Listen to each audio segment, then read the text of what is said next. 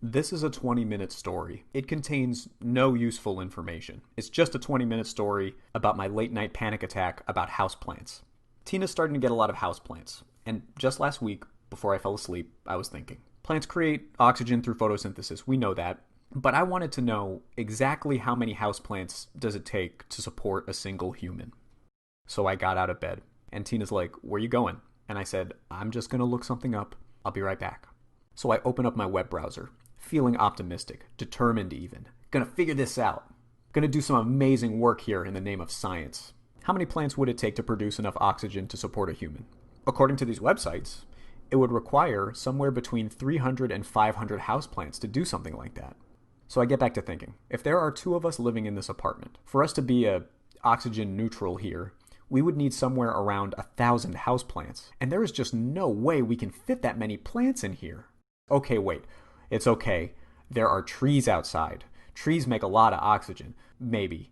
But maybe I don't have to spend $20,000 on houseplants. So I go back to the internet. How many trees does it take to support one human with oxygen? ScienceFocus.com to the rescue again. The estimate is about 8 fully grown trees. And I looked out the window and figured, yeah, there's about 20 trees in the apartment complex. So we're pretty much covered. Nice. And then the second wave of my panic attack started to kick in.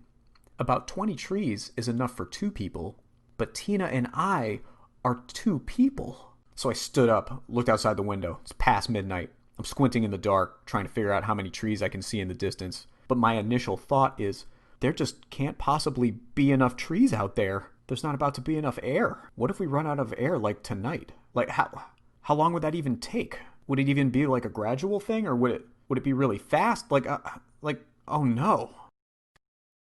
How many trees are on Earth? Instant answer from the internet, about 3 trillion trees. So I figured let's take that number, 3 trillion, and divide it by 8 billion, our rounded up number of people on Earth. If we do that, we can see how many trees we each have in terms of oxygen production. So if we divide 3 trillion by 8 billion, we get 375. That means if we were somehow to assign all the trees, we would each have 375 trees for oxygen production. That seems cool. So I went to the kitchen. I had seen these internet videos recently that try to visually represent people's wealth by using grains of rice. And last week, in the middle of the night, I remembered those videos and I said, I can do that. I can use rice to see how many trees we all have. Because I have rice. I just need to count to 375 grains of rice. Those are my trees.